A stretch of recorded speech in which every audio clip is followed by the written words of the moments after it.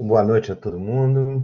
Estamos iniciando aqui a gravação da webconferência da turma de Artefatos e Tecnologia da Informação, EN 23820, hoje é dia 8/4.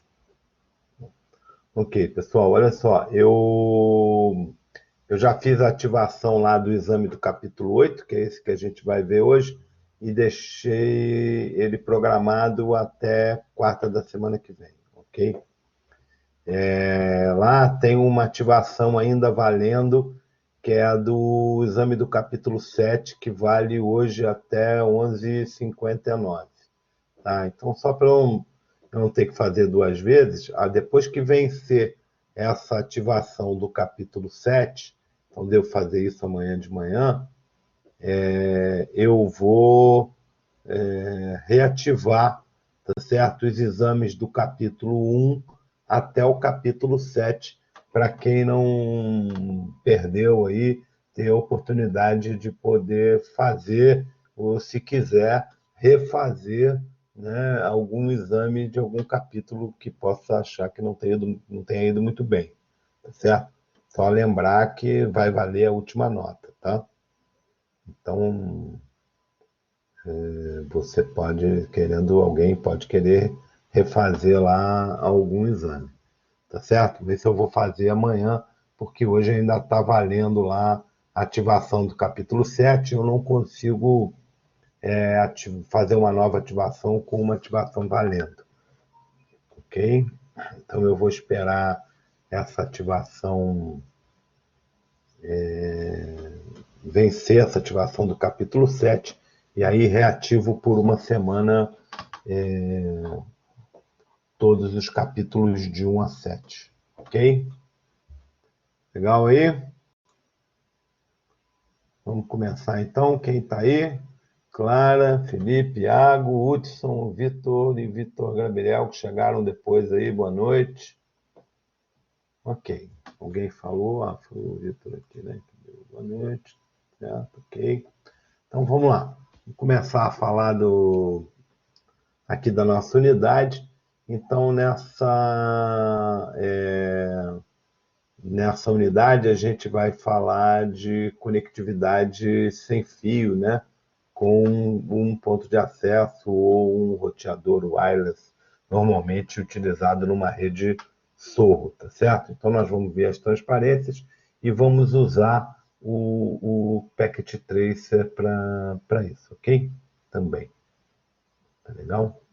Então, vamos lá. E os laboratórios que eu disponibilizei para vocês são 3 dos laboratórios. Essa sessão tem, esse capítulo tem muito laboratório, tá certo? Mas eu até peguei o Packet Trace e habilitei esses 3 para vocês entregarem, porque vocês vão ver que dá perfeitamente para substituir o trabalho no laboratório, né, com o roteador lá, e usando o Packet Trace, tá certo? Então, vamos lá. Show. Entrar aqui. Compartilhar. Compartilhar a tela, senão não rola. Então, vamos compartilhar a tela aqui. Tela compartilhada. Então, vamos lá. Posso começar? Certo? Ok.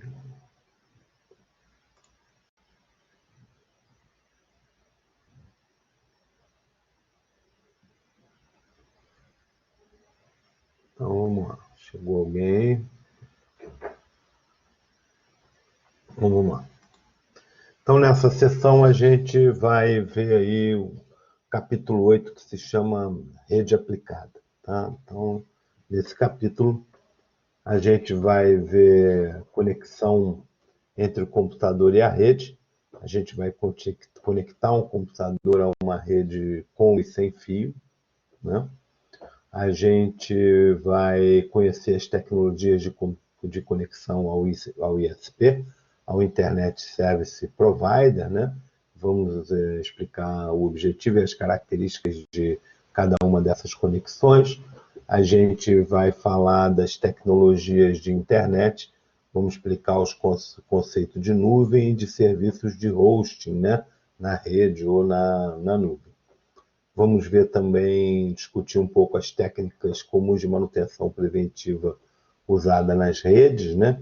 A gente vai explicar como realizar a manutenção preventiva em rede usando técnicas comuns. A gente vai ver o processo básico de solução de problemas para a rede e vai explicar como solucionar esses problemas da rede. No final, a gente vai fazer um resumo do capítulo, ok? Então, vamos lá. Conexão entre o computador e a rede. Bom, para que a gente possa fazer a conexão entre o computador e a rede, né, a gente precisa de uma placa de rede, de uma interface de rede, né, como normalmente chamada aí de NIC, Network Interface Card, ok? Com ou sem fio, né, para que a gente possa fazer essa conexão na rede. Então, depois que a placa, né, de rede está instalada, que os drivers estão instalados, né, a gente precisa fazer a configuração de IP, né, ou manualmente ou dinamicamente, tá certo? A gente também pode definir, no caso do adaptador, né, configurações avançadas, como a velocidade duplex, wake on LAN, que é para ela acordar na rede, né, qualidade de serviço e outras coisas. Aliás, só um minutinho aqui, deixa eu abrir aqui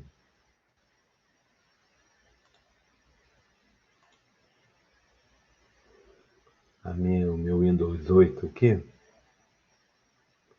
para mostrar isso nele, né? Então, enquanto ele carrega aí, a gente vem para cá. Bom, depois a gente fala sobre isso. Bom, então, para conectar a rede num roteador sem fio, né? Com ou sem fio, né? A gente precisa, por exemplo, no caso do cabo, a gente precisa conectar o cabo de rede, né? Dentro da interface lá do nosso computador, né? Utilizando lá o cabo RJ45. Então a gente conecta o cabo lá nele, tá certo? A outra extremidade do cabo é conectada no roteador, né? E uma porta, né, de telecomunicações que é conectada para que os dados cheguem, né, ao roteador. Quer dizer, ou você conecta na interface LAN do roteador, ou conecta na interface serial, né, do roteador. Os roteadores caseiros, em geral, não têm essa interface serial, então isso sempre é feito através da interface de rede, né, do, do roteador. Ele aqui está mostrando, inclusive, que você conecta aqui, ó, numa porta que normalmente não é essa porta aqui, é a porta do cabo do cable modem ou do ADSL, do modem ADSL. Normalmente você conecta numa das portas, né, da rede local do roteador. Então depende um pouco do roteador que você está, né? Bom, para o caso das conexões sem fio, né, você vai ter que se conectar no roteador da seguinte maneira, né, usando no modo de rede, né, usando o padrão 802.11, o Wi-Fi. Você precisa saber o nome da rede, né, o SSID da rede. Você precisa também definir o canal e que tipo de segurança vai usar. Quer dizer, isso aqui é o que você precisa configurar, né, o roteador para fazer isso. Mas para configurar o roteador aqui, a gente primeiro precisa conectar no roteador, tá certo? Então, a gente então precisa ver isso aqui. Deixa eu entrar aqui nesse Windows aqui. Vou entrar no Windows para mostrar primeiro a questão da configuração, né? Abrir central de redes e compartilhamento. A gente vai abrir as configurações do adaptador, vai vir em propriedades. Então, a gente está nas propriedades do adaptador. Então, você pode clicar aqui em configurar para entrar nas opções avançadas dele, certo? Você pode definir buffer de recepção, buffer de transmissão, controle de fluxo, se o RTX está habilitado, se está desabilitado. Você pode definir a velocidade de conexão, se vai ser autonegociado ou se você vai definir uma velocidade específica com um modo específico, por exemplo, 100 megabits half ou 100 megabits full duplex. Normalmente, no computador, a gente deixa essa configuração ativada, entendeu? A autonegociação ativada, tá certo? E aí tem alguns outros parâmetros aqui, tá certo? E essas são as configurações do adaptador. E dentro das propriedades do adaptador, aí também dentro das propriedades do adaptador, a gente pode vir aqui no protocolo IPv4 ou IPv6, a gente vai trabalhar no IPv4 e vai definir as propriedades. Aqui é que a gente vai dizer se ela vai obter um IP automaticamente ou usar o seguinte endereço IP, que é para definir essas características aqui fixas, certo? Endereço IP, máscara, default gateway, né? E também definir manualmente ou automaticamente o DNS, ok? Isso aqui são as configurações que a gente faz no computador para poder usar a rede, tá certo? Bom, então, a gente tendo um computador definido, né, a gente vai para cá. Então, aqui, ó, nós vamos montar essa rede aqui, eu vou mostrar para vocês, vou fazer tudo que ele está descrito ali, naquele slide, né, e mostrar que isso pode ser feito aqui no Packet Tracer, ok? Então, o que a gente tem primeiro? Bom, a gente tem um PC. Está aqui o PC, tá certo? Esse PC, vamos entrar nas configurações dele, tá certo? Ele tem, vamos olhar aqui, ele tem uma interface Ethernet já, tá certo? Que é uma PT Host NM1CFE. Então, ela é uma interface 1CFE. Se a gente for olhar aqui, ó, 1CFE é uma interface que tem uma porta simples de Ethernet, né? É uma porta Ethernet comum, tá certo? Ok? Aliás, ela é 1CFE ou ela é o quê? Acho que ela é 1CFE, né? Que é uma faixa Ethernet, isso? É 1CFE, eu cliquei errado. 1CFE, que é um módulo Fast Ethernet, né? Trabalha 100 megabits, 10 ou 100 megabits, ok? TX ou, no caso aqui, TX, né? Tá certo? Então, ela está lá montada já no nosso computador. Então, a gente vai entrar aqui nas configurações do computador, vai na interface dele, ó, e ele está configurado para IP estático. A gente vai configurar ele, né, para trabalhar com o DHCP. Né? Por que eu estou fazendo isso? Porque normalmente, né, o roteador, quando você adquire, ele já vem com uma rede padrão dele, que está escrito no manual, e que ela fornece IP automaticamente. E vem com a interface wireless, com a rede Wi-Fi desabilitada. Então, a gente precisa conectar no roteador primeiro para poder fazer essa configuração nele. Então, vim aqui, mexi no PC, o PC aqui está pronto, tá certo? Bom, aí contratei a minha infraestrutura lá de a minha infraestrutura de rede, né?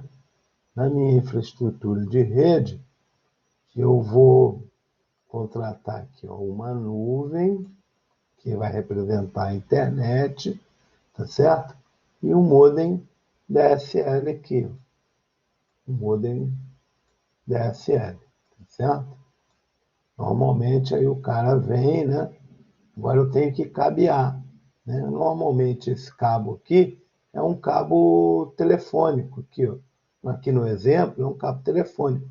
Podia ser uma fibra? Podia, mas esse cara aqui, ó, ele está preparado não para receber fibra, ele está preparado para receber aqui uma porta de linha telefônica, tá certo? Ok? E essa interface dele aqui é qual? Ela é uma 1CFL, PT Modem 1CFL. Isso é importante porque essa aqui é a interface Ethernet, né, do Cable Modem, do modem Cable Modem não, do modem ADSL. Então, eu podia ligar isso aqui, ia funcionar, mas vou dar aqui um macete para vocês, até para ganhar tempo. Esse cabo aqui, ó, desculpa, esse cabo aqui, ele é um cabo mágico, né? Ele vai assumir a configuração necessária lá no negócio. Eu vou pegar ele e vou ligar aqui, tá certo? Tá lá, coisa. Agora eu tenho que ligar, né, o meu roteador desse modem aqui para fazer a minha rede funcionar. Então eu vou vir aqui, vou vir nos roteadores sem fio e vou escolher esse home router aqui, um roteador doméstico, tá certo? Que é, na verdade, um Linksys, né? Da Cisco, esse aqui é um Linksys. Então, vou entrar nele aqui para a gente dar uma olhada. Vou na interface wireless dele para mostrar. Ó, isso aqui, obviamente, no roteador você não pode fazer, mas você vai olhar no manual e vai ver que isso aqui está pré-estabelecido nele. Uma rede já Ethernet, correto? Uma rede Ethernet com o endereço IP dele na rede e a máscara. Então, se o endereço dele, IP dele é 192.168.0.1 e a máscara é 255.255.255.0, é porque a rede dele é 192.168.0.1, tá certo? Ok? Ele já está configurado também ó, com o servidor DHCP habilitado e ele vai entregar os endereços IPs que vão de 192.168.0.100 mais 50, que é 192.168.0.100 até 192.168.149. Então, a gente já verificou isso aqui, né? E a gente também vai ver a conexão internet aqui, que também está configurado a internet para receber o IP dele automaticamente. Então, na parte internet dele, né, na porta internet dele, vamos ver o físico aqui, que é esta porta aqui, deixa eu dar um zoom aqui, a porta internet dele, né, ele está configurado para receber o IP dinamicamente, tá certo? E aqui na LAN ele vai entregar o IP dinamicamente. Vou voltar aqui na GUI para mostrar que a wireless dele está até configurada aqui, ó, né? Mas que ela tá configurada? Não, está habilitada. Às vezes ela vem desconfigurada, mas você precisa saber qual é o nome dela, padrão, tá certo? Eu vou deixar ela desabilitada aqui, porque em alguns casos ela vem desabilitada, tá certo? Vou deixar ela desabilitada para a gente mexer depois, tá? Então aqui é vou salvar isso aqui e vou deixar ela desabilitada aqui, tá certo? Então a gente fechou aqui, precisa ligar esse cara nesse, eu vou pegar, é um cabo Ethernet, eu podia usar um cabo Ethernet, que é o cabo de cobre, então, mas vou usar aqui o meu cabo mágico. Ele já ficou verdinho, já conectou, mas só para a gente ver, essa interface dele aqui, ó, ela é uma que ele não mostra, mas ele é uma interface, porque ele não é customizável, ele não tem módulo, né? Então ele é uma interface, hoje em dia, 10/100, né? Se duvidar, 10/100/1000. Então eu estou com a minha infraestrutura aqui pronta. Preciso conectar aqui para configurar o meu roteador. Então vou pegar o meu PC e também vou configurar, vou colocar o meu PC aqui, certo? Vou configurar o meu PC aqui, deve demorar um pouquinho ali para subir. Aonde o meu PC está conectado?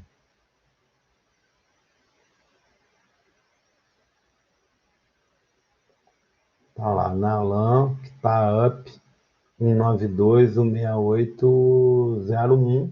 A interface está lá, conectou. Tá vendo? Eles, nesse tempo que demorou aqui, foi o tempo da autonegociação da velocidade. Vamos ver se está tudo funcionando. Eu vou aqui no meu PC. Então, a primeira coisa que eu vou fazer, né, é saber se eu tenho IP para conectar com o roteador. Aí, para fazer isso, eu uso o IP config. Aqui, eu recebi, ó, o IP 100. O meu default gateway é o IP do roteador, tá certo? Eu recebi IP, máscara, tudo direitinho. Será que eu estou falando realmente com o meu roteador? Eu vou usar aqui o comando ping para isso. Ping 192.168.0.1. E vou pingar, ó, e estou tendo retorno aqui do meu ping, tá vendo? Então, esse é o tempo, né? Eu enviei 32 bytes e recebi um retorno, né, em 1 milissegundo, menor que 1 milissegundo. Eu tenho conectividade no meu PC, tá certo? No meu conectividade com o meu roteador. Então agora eu posso configurar o meu roteador, né? Então eu vou entrar aqui, vou fechar aqui, né? Ah, não, droga, fechei errado, perdão. Eu vou, era para fechar ali, eu vou abrir aqui o meu navegador, né? E vou colocar aqui 192.168.0.1, que é o IP do meu roteador. Okay? Roteador, o usuário normalmente é admin, o desse é. Ah, como é que eu vou saber? Está lá escrito na caixa, tem um manualzinho com um mínimo de operações para você fazer as configurações básicas dele. Normalmente é sem senha. Então eu vou entrar aqui. Ah, não, então é admin, admin. Admin, admin. Admin, admin. Quando não é admin sem senha, é admin, admin. Então, entrei aqui no roteador, né? Eu estou do PC configurando o roteador, tá certo? A interface wireless está legal, a parte de rede está legal. Se eu quiser, eu posso mudar isso aqui, mas se eu mudar, depois eu vou ter que conectar de novo, porque eu vou perder o IP e vou perder a conexão, tá certo? Então, se eu mudar aqui, você, não quero não, isso aqui é uma rede muito, muito manjada, né? Eu quero mudar isso aqui para, sei lá, 11, 11.1. Se eu fizer isso aqui, se eu fizer isso aqui e salvar, eu vou perder a conexão, tá certo? Vamos ver. Vou salvar.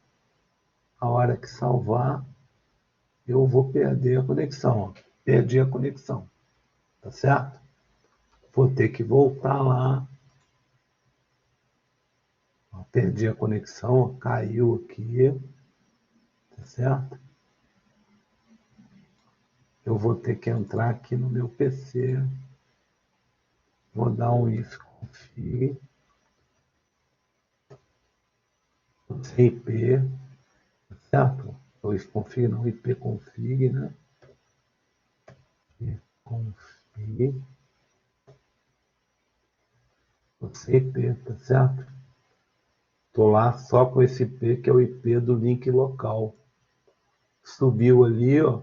Agora eu já devo ter de novo IP config. Não, ainda não. E ó, cumprimento. Ainda não. Agora veio, olha lá. Agora eu tenho aqui, ó, 192.168.11.100.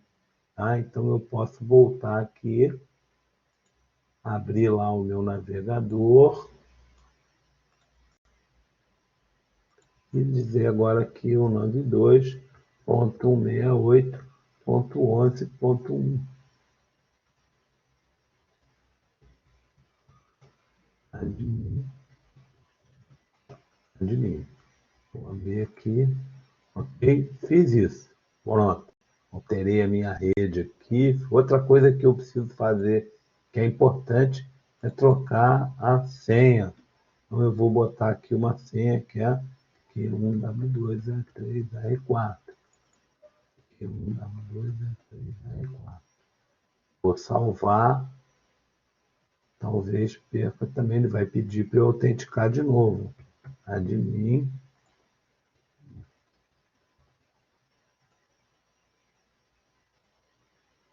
Continua, está aqui salvo, ele pediu a nova senha, né? Me conectou de novo. Então vamos lá, aqui no setup, então, vamos ver aqui o setup, tudo ok na rede, tá certo? Agora eu vou estabelecer aqui o meu wireless, né? Então eu vou pegar o meu wireless, vou colocar aqui um nome, é IN241-20,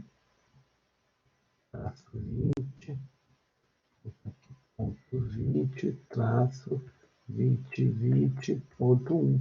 É o SSID da minha rede, tá certo?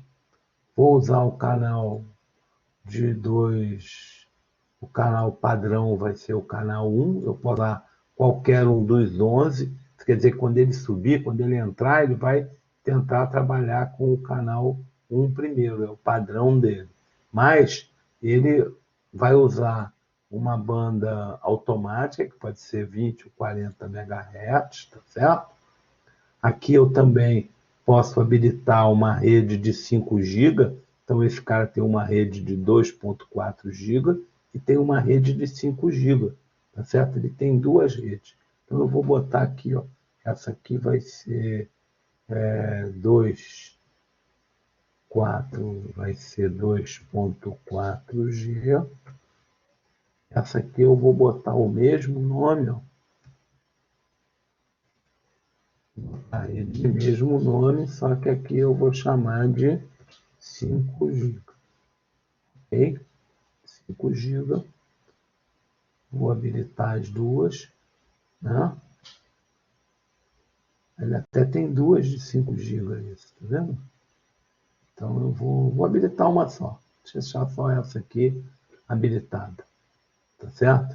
E a outra eu vou desabilitar. Então tem duas redes habilitadas. Uma com 2.4 GB e outra com 2.5 GB.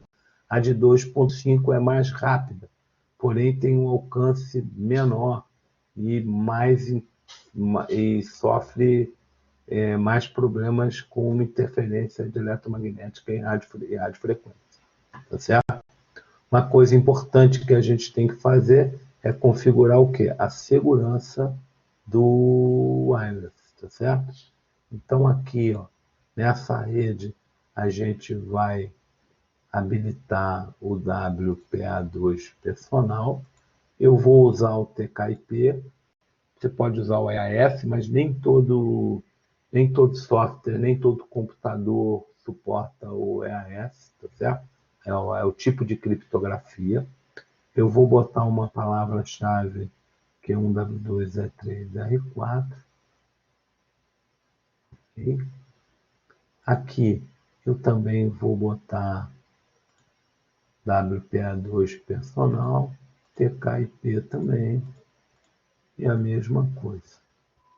Eu estou com as duas redes habilitadas, essa aqui está disable, configurei a minha segurança.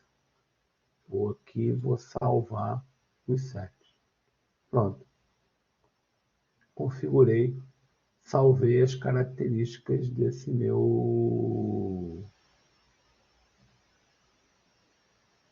Ué, o que eu fiz aqui? Troquei tudo, não? Ah, tá aqui. Wireless Security, TKIP, beleza. Então, as duas redes configuradas aí, tá? A de 2.4 e a de 5 GB. Então, acabei a minha configuração com o meu PC, tá certo? Então, agora eu preciso botar os meus dispositivos wireless, né, para funcionar. Então, eu vou pegar aqui um laptop, aqui o laptop, eu vou ver aqui a interface do laptop. Ele tem uma interface NN1CF1, NN1CF1. O que é isso aqui? É uma interface Ethernet que está aqui. Isso não me serve, né? Eu preciso de uma interface Wi-Fi, né? Então eu preciso tirar isso aqui. Mas eu não posso tirar porque está ligado. Então eu vou dar um zoom in aqui, ó. Eu vou aqui desligar ele. Vou dar zoom out, desliguei. Agora eu vou tirar esse módulo e vou colocar um WCP300E, que é uma interface de 2,4. Eu não tenho interface de 5 aqui para esse laptop, tá certo? Vou ligar. Liguei. Está o laptop ligado, tá certo? Pô, ele já conectou, mas eu devia. Vamos entrar aqui. Vamos aqui, vamos ver aqui, ó.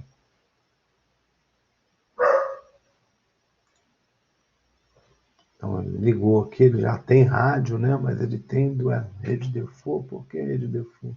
Eu não salvei aquilo lá, por isso que ele conectou, porque as redes estavam sem segurança. Foi o que eu fiz aqui. Vamos entrar aqui, vamos lá, ver o que foi que aconteceu.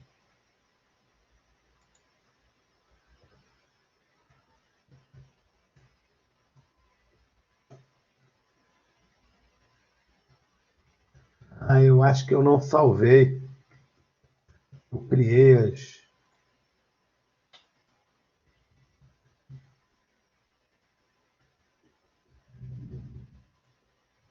Eu acho que o que eu fiz? Eu vim aqui...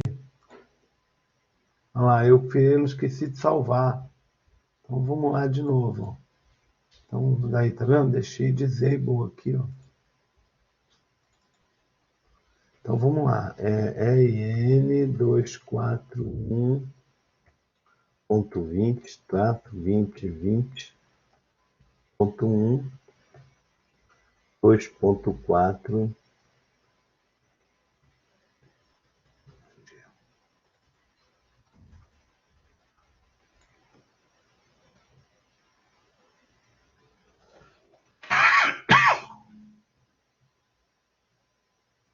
E aqui,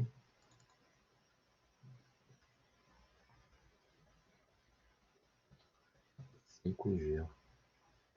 Vou habilitar aqui. Vamos salvar. Eu esqueci de salvar. Agora sim. Agora a gente vai aqui em wireless. A segurança está valendo, porque eu não cancelei, não desfiz, eu só troquei o nome da rede, tá certo? Então a gente vai fechar aqui. Vai abrir aqui o notebook. Vai conectar. Ele até achou as duas redes, então ele encontrou as duas redes. Vamos conectar aqui que a gente tem certeza que vai conectar. Ele vai pedir a palavra, a frase que a gente colocou. E você conectou com sucesso. Vamos ver, a gente vai vir aqui no desktop. Deixa eu fechar aqui essa parte de... Bem, Vou fechar aqui, vou abrir o prompt de comando, né? E vou pegar o IP config. ipconfig. Aí, ó, recebi o IP 92.168.101, tá certo? Mas será que está conectado mesmo? A gente vai pingar o nosso default que é o roteador 192.168, 192.168.11.1. Pingou. Pô, mas será que está funcionando mesmo? Vamos pingar o 11.100, que é o PC que está na rede, ó lá. Então está funcionando. Então eu consegui pingar tanto o roteador quanto a rede. Tá certo? Tá legal? Então isso que a gente viu aqui, que a gente fez aqui, né, é mais ou menos o que vocês vão fazer nos laboratórios, tá certo? Então com isso a gente volta para aqui e viu essa questão da configuração, né?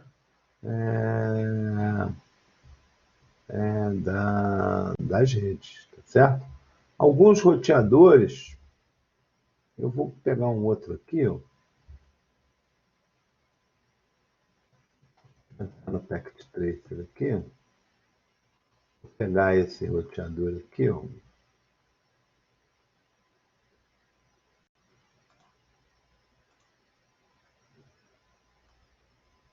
Esse link X aqui, ó.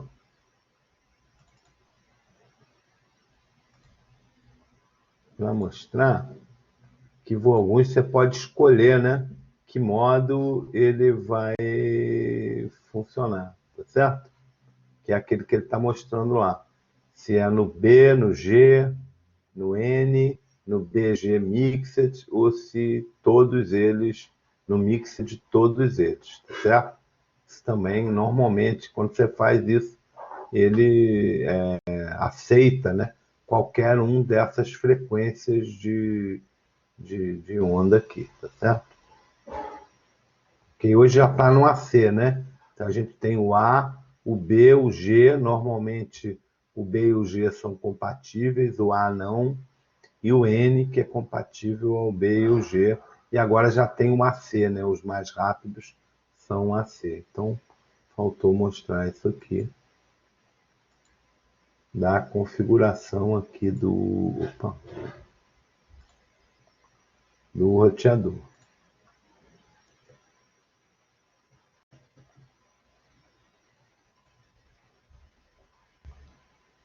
Ok até agora aí? Cresceu aí a frequência? Tá tranquilo aí, pessoal? Posso seguir ou vocês estão dormindo?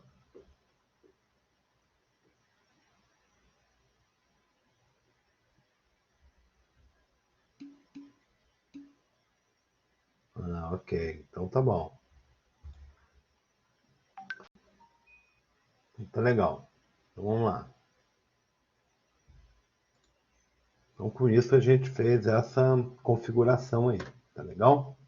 Bom, a gente pode também, né, habilitar a questão do compartilhamento de rede. Uma vez que você está na rede, você pode habilitar, se quiser, né, o compartilhamento de rede, né? E os computadores do Windows, né, numa rede, eles precisam estar ou num grupo ou num domínio de trabalho, né, para que os computadores possam enxergar esse cara. Na verdade, você, um computador Windows, por padrão, ou ele está num grupo de trabalho ou ele é membro de um domínio. Então, deixa eu mostrar isso para vocês aqui. Vamos cancelar aqui, cancelar aqui, cancelar aqui, cancelar aqui. Vamos entrar aqui, sistema, né? Esse computador tem esse nome, está nesse grupo de trabalho. Você pode alterar aqui, né?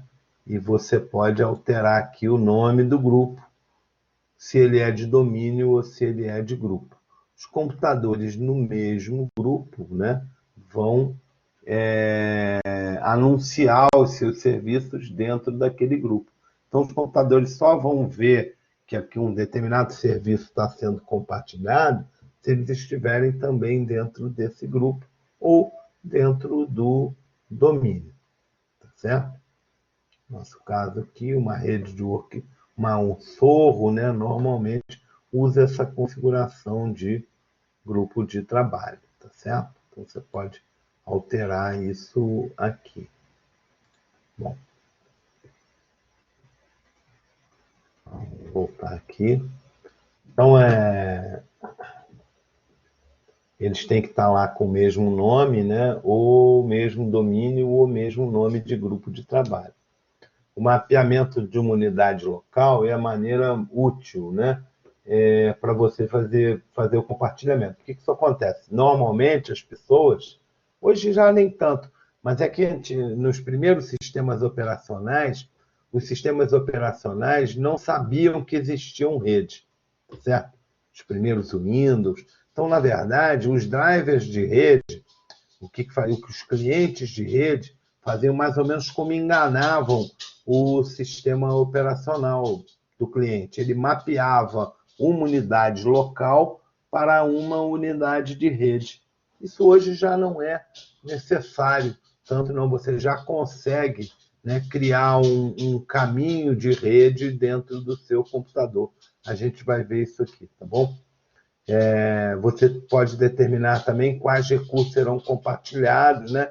E que tipos de permissão os usuários têm. Se eles vão poder ler, se eles vão poder alterar, ou se eles vão poder ter controle total sobre isso, tá certo? Então, a gente aqui... Existem várias maneiras de você compartilhar um diretório, tá certo? Um arquivo, um diretório. Você pode... Eu até já tinha feito isso aqui na outra turma, né? Você pode ir no seu disco C e dizer assim, pô, o que você vai compartilhar, né? Então, usuários, aqui tem esse público, né? Eu vou criar um novo diretório. Bem que ele já está compartilhado, usuário não. Criar um novo diretório aqui, uma nova pasta, né?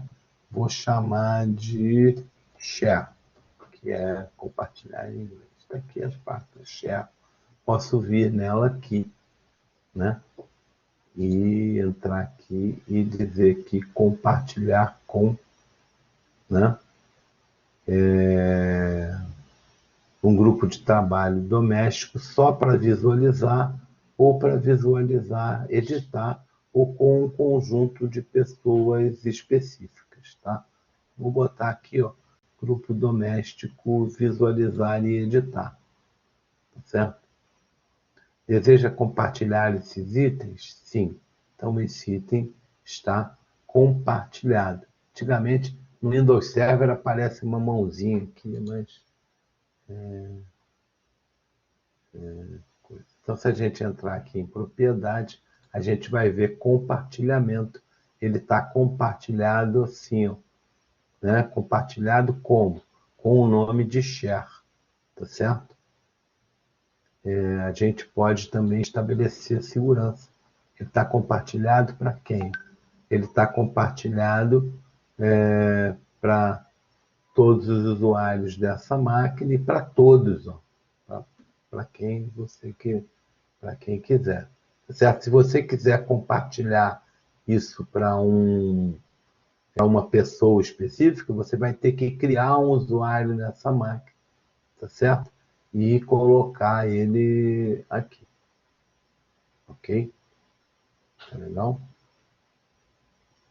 Deixa eu ver se alguém perguntou alguma coisa aí. Não, não. Então está compartilhado e você pode mexer na segurança, né? Bom, vamos ver se a gente acha esse cara compartilhado, né? Eu cliquei aqui em rede, ó, ele mostrou quem? As máquinas que estão no meu grupo de trabalho. Quando eu clico aqui, ó, né, eu tenho o users e tenho o share lá, tá? Já estava, porque o user já estava compartilhado. Mas eu posso fazer uma coisa aqui. Eu posso clicar aqui no share, ó, tá certo? e posso criar aqui, que é um caminho de rede. Eu fiz isso ontem. Onde é que está isso aqui? Ah, copiar caminho, não. Eu posso entrar aqui.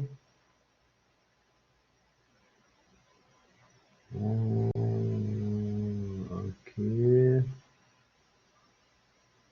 Aí que eu vou ter que ver onde é que eu estou.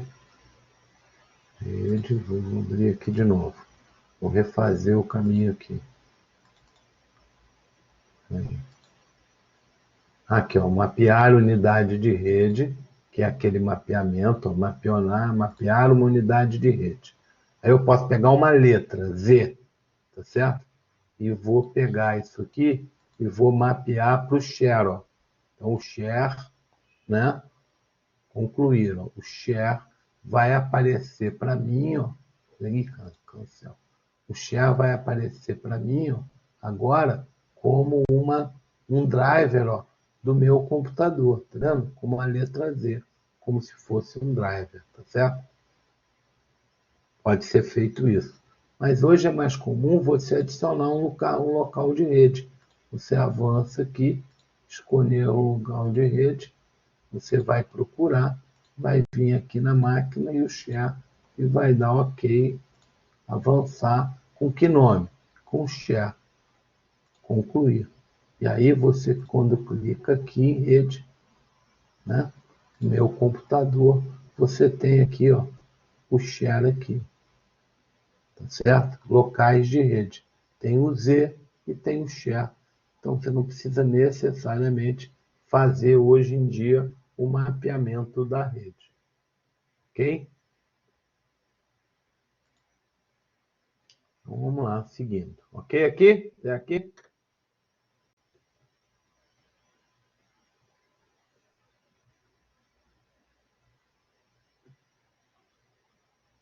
Então, peraí, vamos ver aqui, não é isso aqui.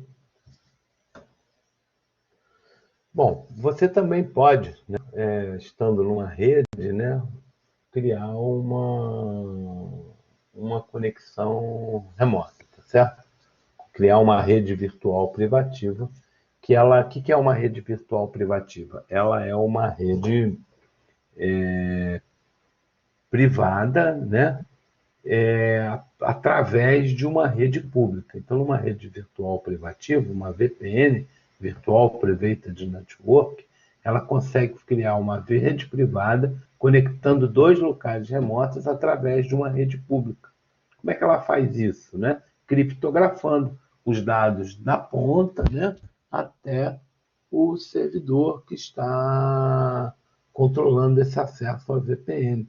E aí os dados passam criptografados e você então garante integridade e privacidade, né, aos dados, tá certo? Então, quando desconectados à rede corporativa, os usuários se tornam parte dela e têm acesso aos serviços e recursos que estão lá na rede local do lugar onde você está terminando a sua VPN. Né? Os usuários de VPN devem instalar um cliente de VPN nos computadores, tá certo? Para poder fazer isso. A área de trabalho remota, né, permite que técnicos visualizem e controlem o computador remotamente. Isso aqui da área de trabalho remota é isso aqui. Ó. Acho que, se eu não me engano, está em sistema, né? Aqui, configurações remotas, permitir conexões remotas para este computador. Eu recomendo que todo mundo desabilite isso, tá certo? Ok? Apesar dele aqui, né, está dizendo não permitir conexões remotas a esse computador, certo? Ok? Legal? Se desabilita isso aqui, pronto, certo? O Windows tem um cliente, né, de VPN, mas normalmente não se usa, né? Se usam outros programas, né, mais seguros e mais robustos, né, para fazer isso. Ok? Tá legal? Quem...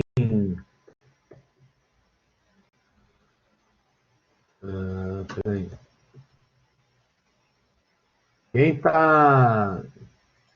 Quem tá fazendo home aí via VPN? Alguém está fazendo aí na turma? Fazendo home office via VPN? Ninguém? Queria saber qual era que produto, né, vocês estavam usando para fazer VPN. Mas pelo jeito não tem ninguém usando, né? Denis, normal é o quê, Denis? Você está usando? Ah, mas o que você usa para conectar na VPN? Qual programa?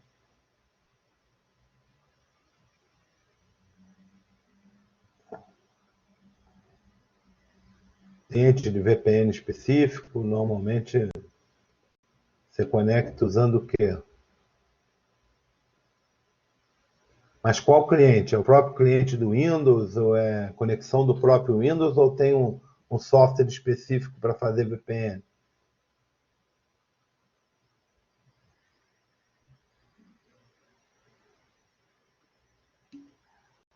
Mas você sabe qual é? Ah, tá. Normalmente, as empresas grandes usam o Citrix, né? Um dos maiores players aí nesse negócio de VPN. E dependendo da segurança que você tenha na sua empresa, você vai ter um software cliente disso. A gente vai falar disso daqui a pouco de novo, tá certo? Então vamos lá. Continuar aqui. Então, tecnologias de conexão com o ISP. Alguém falou aí? Opa, caramba.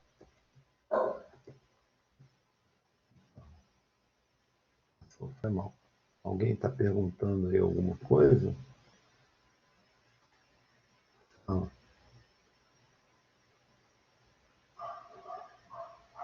A única coisa que você modifica é o DNS, né? Dependendo do cliente, o Denis disse, você nem isso modifica. Quando o cliente de VPN entra, ele assume, né? E aí ele cria uma placa de rede virtual, né? E aí ele passa a usar essa placa de rede e usa as configurações lá do seu lá da empresa, né? Quando eu estava no Brasil, que a gente fazia VPN lá, quando o cliente da VPN entrava, ele bloqueava a conexão local do usuário. Eu não deixava o usuário navegar na internet dele, né, quando ele estava conectado na VPN. Ele podia até usar a internet, mas ele tinha que fazer por dentro da rede da seguradora.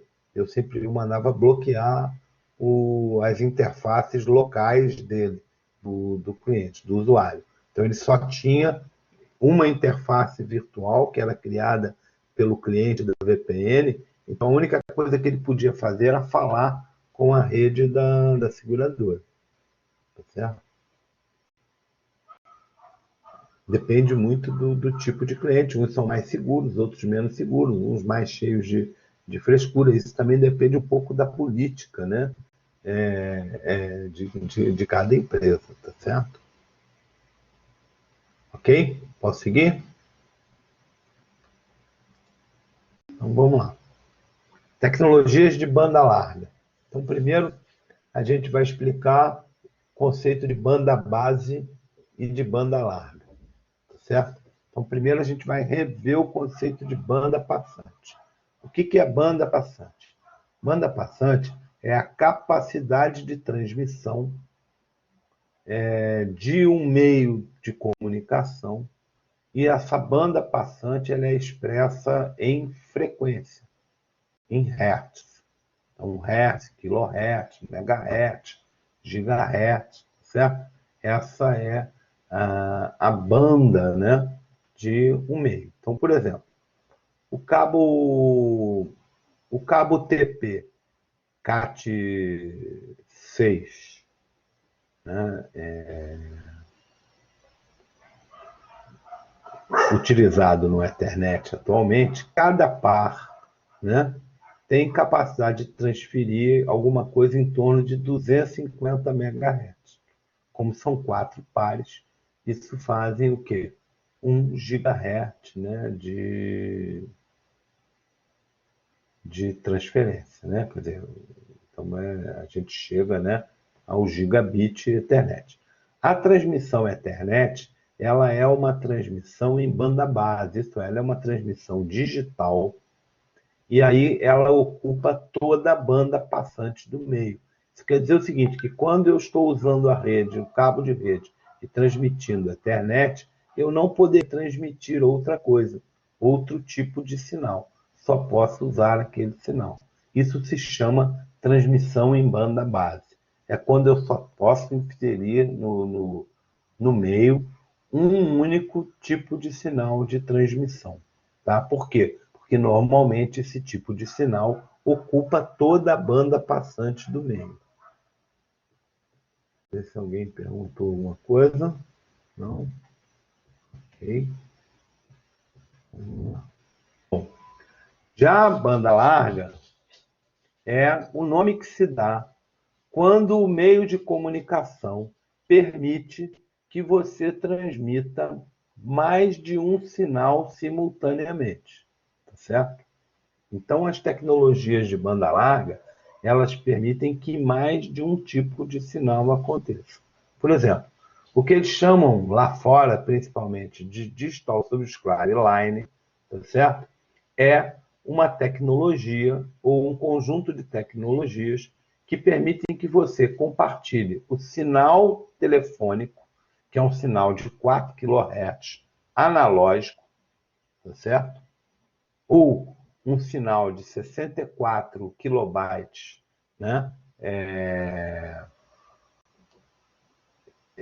Digital, 64 kHz, e o sinal de digital. Então, normalmente, isso foi feito para que o meio físico pudesse transmitir o sinal analógico de telefonia de 4 kHz, mais o sinal digital de internet, né, de rede, de dados, para falar a verdade, numa frequência de 40 e poucos kHz. Então, você tinha dois sinais de duas transmissões diferentes, uma analógica e uma digital, tá certo? No mesmo meio de comunicação. Tá claro isso? Banda larga não necessariamente está associado à velocidade. Os primeiros sistemas de banda larga, que foram denominados como ISDN ou RDSI, eles trabalhavam com 64 kbps, uma velocidade bem baixa. O primeiro serviço que teve desse no Brasil foi conhecido como DVI, era a Telemar, né, que oferecia. Quando você tinha uma linha, né, você ou falava no telefone ou acessava a internet, né, a 64 kbps. Quando você tinha duas linhas telefônicas, você podia navegar a 128 kbps e quando o telefone tocava, o modem automaticamente baixava a velocidade para 64K e usava os outros 64K para a linha telefônica. Ok? Então, claro, aí o conceito de banda base e de banda larga. Tá? Então, quando a gente está falando de banda larga, a gente está falando de dois, né, de dois sinais de comunicação diferentes, tá certo? Então, isso aí é o que acontece no que a gente chama de Digital Subscriber Line. Aqui no Brasil, o nosso DSL tem uma característica especial. Ele é o ADSL, Assíncrono Digital Subscriber Line. Por que ele é assíncrono? Porque a velocidade de downstream, que é a velocidade da rede para você, é diferente da velocidade de upstream, que é a velocidade da residência do assinante para a rede. Normalmente, né, o downstream é muito maior do que o upstream, tá certo? Por isso ele é assíncrono, tá certo? É associado aos serviços de ADSL, que a gente costuma chamar de XDSL, né? Porque podem ter vários tipos, né? Apareceu recentemente, né, uma tecnologia chamada FTTH, que é Fiber to the Home, onde você recebe, né, uma fibra ótica diretamente na sua casa. E aí, nesse caso, quando você tem o FTTH, você até tem o telefone, mas o telefone, né, ele é um telefone ele é um telefone VoIP. Na verdade, ele é voz sobre IP, ok?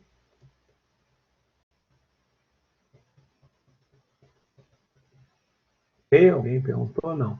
Eu vou desligar aqui um minutinho, vou baixar, desligar aqui o meu WhatsApp, porque ele fica fazendo barulho lá. Deve ser o pessoal, os professores falando lá, e aí. Deixa eu só dar um print aqui. Os professores falando lá, e aí eu acho que são vocês, porque quando eu compartilho aqui, eu não vejo quando vocês levantam a mão, tá? Ok? Então, é o que a gente tem disponível.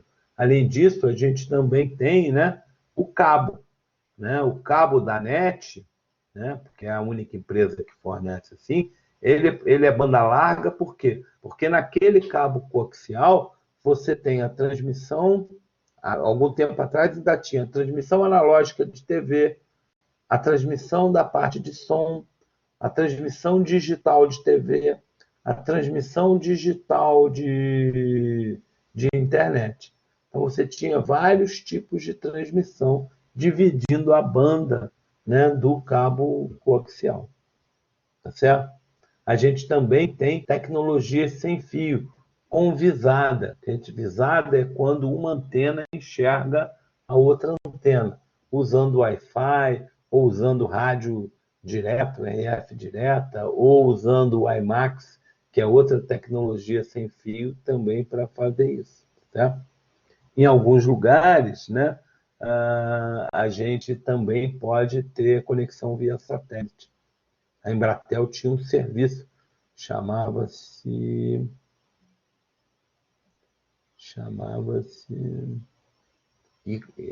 não sei o que, Connect. É Connect, uma coisa dessa, Connect da Embratel, que era a internet via satélite.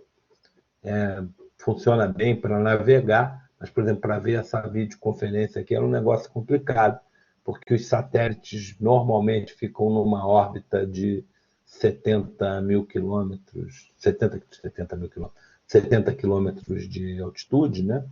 E aí o tempo para você calcular pela velocidade da luz, vai ver que essa conexão tem um retardo, né, de até 150 milissegundos.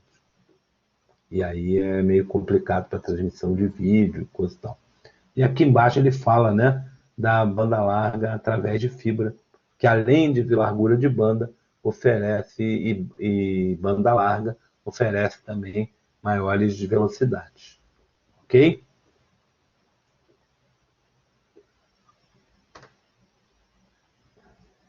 Então, até aqui, tudo tranquilo?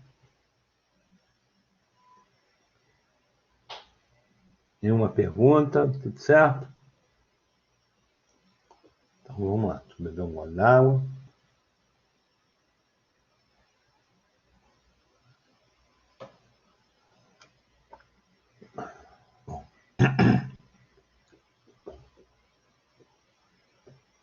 Então, vamos falar de tecnologias, né, serviços internet. Né? Então, para isso, a gente tem que entender os conceitos de data center e o conceito de computação em nuvem. Né? O que é o data center? O data center é uma instalação física onde você vai encontrar servidores, dispositivos de rede, uma infraestrutura de servidores, uma infraestrutura de rede e uma infraestrutura de armazenamento de dados. Então, ela é capaz de fornecer armazenamento e processamento de dados normalmente administrada por um pessoal, por uma empresa que você contrata, tá certo? Bom, uma empresa não pode ter um data center dela, ter sempre comprar de terceiros? Não pode. Os grandes bancos, por exemplo, têm data centers, né? O Bradesco tem 2 data centers, um na Cidade de Deus e um em Alphaville. O Santander também tem 2 data centers. Toda empresa tem, todo grande banco tem pelo menos 2 data centers, né? O Banco do Brasil tem um data center em Brasília, um data center no Rio, um data center em São Paulo. A Caixa Econômica, idem, certo? O IBGE, lá onde trabalha o professor José Luiz, tem 2 data centers, um data center no Rio, um data center em São Paulo. O SERPRO, né, onde trabalha o professor Tiago, né, também trabalha o professor Tiago, né, e também trabalha o professor José Luiz, tem também um data center no Rio, um data center em São Paulo, um data center em Brasília. Okay? Então, as empresas também podem ter seus data centers. Então, o data center é a infraestrutura. Ok? E o que é a computação em nuvem? A computação em nuvem é o fornecimento de serviços remotos, né, oferecidos normalmente sob demanda, né, a quê? A um conjunto, um pool, né, um conjunto compartilhado de recursos de computação configuráveis de alguma forma, tá certo? Então, a minha nuvem, eu posso criar uma nuvem, isso é, disponibilizar serviços, utilizando a infraestrutura de mais de um data center, inclusive cada data center pertencente, né, a uma empresa diferente, tá certo? E aí eu vou oferecer, então, esses serviços, né? Então, normalmente, quando a gente fala de serviço de nuvem, a gente classifica os serviços de 3 formas, né? O software como serviço, plataforma como serviço, ou infraestrutura como serviço. Software como serviço é quando eu ofereço um software para as pessoas usarem. Por exemplo, eu sou uma empresa, desenvolvi um software para você poder emitir nota fiscal eletrônica. E quero oferecer serviço para as empresas, para as pequenas e médias empresas. Então, em vez de eu preparar lá um CD para o cara instalar isso na empresa dele, no computador dele, que nem sempre é confiável, que nem sempre tem backup, que nem sempre não sei o quê, eu pego o meu software, o meu servidor, crio na forma client-server, coloco o meu servidor dentro de uma infraestrutura de data center, posso até ter vários servidores espalhados pelo Brasil para fornecer um acesso mais rápido para determinadas regiões, tá certo? E o cara, então, o cliente vai me pagar para acessar via internet o meu serviço, se conectar nele e emitir as notas fiscais eletrônicas dele. Isso é o conceito de FCA, FCS, tá certo? Mas eu também posso ter um serviço que é muito especializado, não. Eu posso ter um serviço que eu preciso que um determinado conjunto de serviços sejam exclusivos para mim, porque ele é mais pesado, não sei o quê. Então, em vez de contratar só para hospedar o meu software, eu quero que o data center, né, me forneça uma plataforma, isso é, eu quero que ele me ofereça uma máquina virtual com determinada capacidade, com o sistema operacional instalado, eu quero que ele me forneça um banco de dados com determinada capacidade, eu quero que ele me forneça backup sobre determinadas condições. Então, eu quero mais do que botar o meu software lá, eu quero que ele coloque o meu software lá numa plataforma, né, operacional lá definida, que a gente chama de PASS. Agora, eu posso também ter uma coisa tão especializada lá que eu só quero a infraestrutura. Eu não quero... Eu quero gerenciar tudo. Eu quero que ele me dê uma máquina virtual que eu vou instalar o sistema operacional. Eu quero que ele me dê uma outra máquina porque eu vou instalar o meu banco de dados, porque é um banco de dados que eu desenvolvi. Eu quero configurar o meu firewall. Então eu quero uma infraestrutura e eu vou atuar em cima dessa infraestrutura e colocar o serviço lá que eu quero para lá. Tá certo? Isso pode ser feito também, né, em 4 modelos de implementação. A nuvem pode ser privada, como eu falei aqui, por exemplo, a nuvem do Bradesco, né, privada. Ela pode ser pública, né? Ela pode ser uma que eu contrato aí na internet, alguém que está oferecendo serviço de computação em nuvem na internet, certo? Ela pode ser comunitária, isso é, pode ser um serviço de uma rede que é dividido entre várias empresas e pessoas, e ele pode ser híbrido. Ele pode ter um pedaço público, um pedaço privado, ok? Que a gente chama de modelo de nuvem híbrida, ok?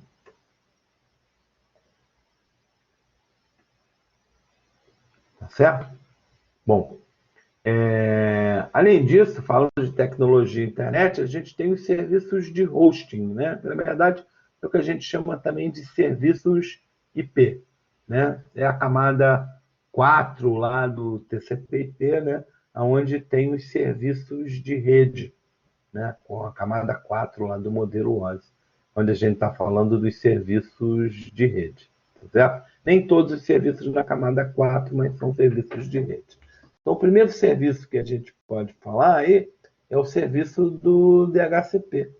Né? O DHCP é o Dynamic Host Configuration Pro, que é um serviço que você instala num servidor e aí aonde você pode obter o IP dinamicamente.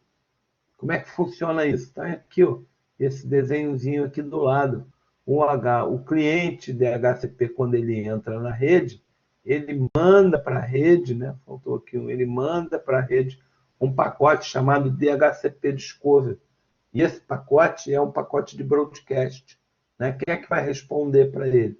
O servidor DHCP mais perto. Normalmente, um servidor que está na mesma rede que ele, porque senão o broadcast não chega, porque é aquele broadcast do tipo broadcast restrito ou limitado, tá certo? O DHCP, servidor DHCP, devolve o que a gente chama de um DHCP offer, uma oferta, né, de IP. Olha só, eu tenho esse IP disponível aqui. Você quer? E aí, para isso confirmar, né, então o cliente manda um pacote chamado DHCP request, que é assim, ok, quero sim. E aí ele manda então um DHCP PEC lá, ele manda a confirmação de que um DHCP, desculpa, um DHCP dizendo, ok, esse IP é seu. Isso é um leasing, né? O DHCP ele faz um empréstimo, o servidor empresta durante um tempo o IP para esse cara aqui. Então, esse funcionamento do DHCP. Outro serviço muito importante, né, é o DNS, o Domain Name Service, que é também um serviço provido por um servidor, ou vários servidores, que a função dele é o quê? Resolver nomes, né? Resolver o endereço IP. Quando você entrega um nome, ele devolve um IP. Porque quando a gente não acessa nada por IP, tá certo? A gente acessa as coisas por nome, porque a gente não, o ser humano não é feito para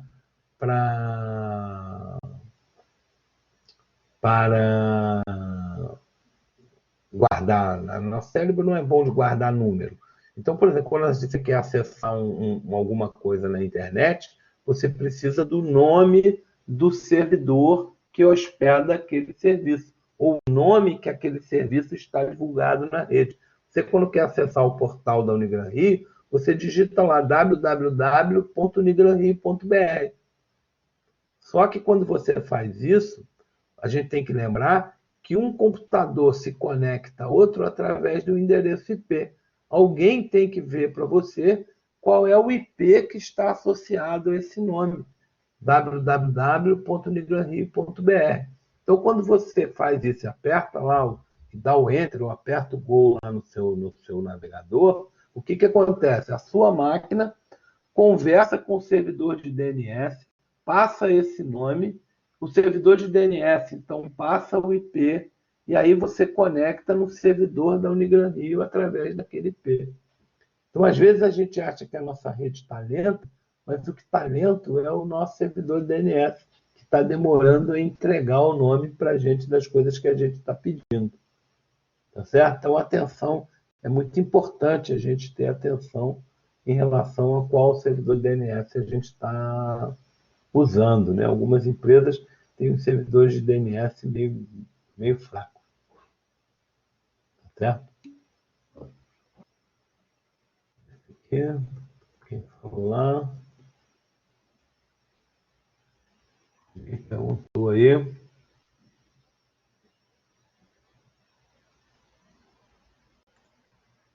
Você está perguntando para mim qual DNS eu uso? Bom, eu uso o DNS da Oi, da Oi não, da TIM, é o DNS da TIM mesmo, tá certo? Funciona bem, tá? Na verdade, eu uso e não costumo ter problema. Ah, tá, você usa o da Cloudflare. O da Cloudflare é um DNS bom. DNS bom. Isso depende muito também de quem você está acessando, né? Porque vocês vão aprender quando vocês fizerem a disciplina de arquitetura TCP/IP, que essa pesquisa de DNS ela é uma pesquisa hierárquica, tá certo? Existem duas hierarquias: a hierarquia de resposta e a hierarquia de consulta. A hierarquia de consulta, existe uma tendência de você consultar sempre o servidor que está hierarquicamente acima de você na rede. Tá? Então, você pede para o servidor que é o próximo servidor mais perto de você na rede.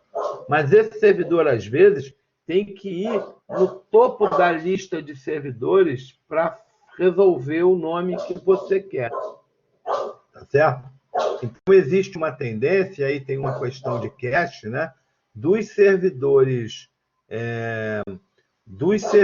do Brasil, por exemplo, terem mais cache, responderem mais rápido a coisas do Brasil. Se tudo que você usa está lá fora, se você usa muita coisa lá fora, às vezes é interessante você botar na sua máquina um DNS que esteja mais perto dos recursos que você deseja acessar. Isso. O pessoal que joga muito, normalmente usa DNS lá fora, né? Tá certo? Ok aí, gente? Vou seguir aqui, tá? Deixa eu só virar aqui para tirar um print para depois. Ok. Então, vou continuar aqui. Então, tem lá o DNS. Outro serviço, que é o que a gente mais usa, né? É o... Me diz uma coisa, o cachorro está incomodando vocês muito aí?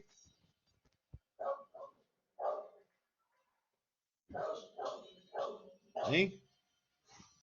Tá incomodando muito aí o meu cachorro latino, hein? Então, ok. Senão eu dava uma paradinha aqui. É que tá rolando aqui uma barulhada e o cachorro tá latindo. Então vamos lá. Serviço HTTP é aquele que a gente mais usa, né? Que é o que a gente usa nos browsers, que é o Hypertext Transfer Protocol, ou de forma simples, ou no caso do seguro, que é o HTTPS. É o protocolo que a gente usa para navegar na web. Então, quase tudo que a gente faz, né? A gente faz usando o HTTP. Né? A navegação de web é feita por ele. Outro protocolo bastante usado é o protocolo FTP, onde a gente conecta para transferir arquivos, né? O FTP é o File Transfer Protocol, que pode ser feito de forma segura ou não. Então, tem o FTP e o FTPS. Outra forma de você transferir também, né, o FTPS, ele é a junção do SSH, que é o Security Shell, né, que é uma emulação de terminal remoto, usando criptografia segura, e o SCP, que é o Security Copy, que é outro protocolo. Então, quando você faz transferência, muita transferência de arquivo, o upload que a gente baixa, nem sempre a gente usa o HTTP. Na verdade, o que acontece na maioria das vezes é que o pessoal encapsula o FTP dentro do HTTP. Mas, às vezes, quando você faz o download, você usa o FTP por dentro do navegador sem saber, tá? Desculpa, gente.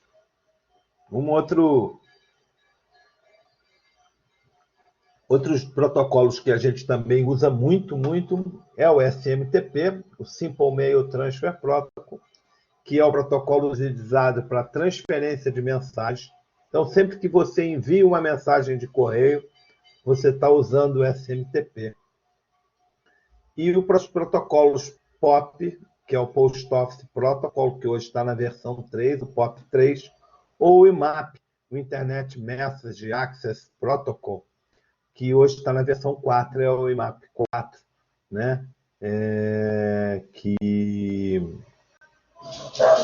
a gente usa para recuperar as mensagens no servidor, tá certo? Então, hoje, quando a gente acessa, por exemplo, os nossos webmails, né? Quase todo mundo usa hoje o webmail. O webmail nada mais é do que uma aplicação que usa o protocolo HTTP, que é um cliente do servidor de e-mail. E aí o seu webmail, ele usa o protocolo SMTP e o protocolo IMAP para enviar e recuperar as mensagens de e-mail, respectivamente. Ok?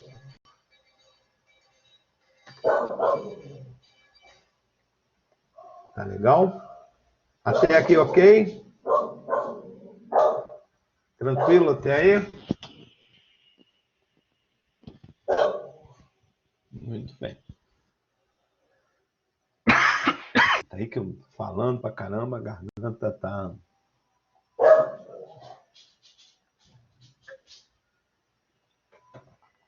Pessoal, então antes da gente continuar essa próxima etapa aqui, tá certo? Falar de outros serviços, eu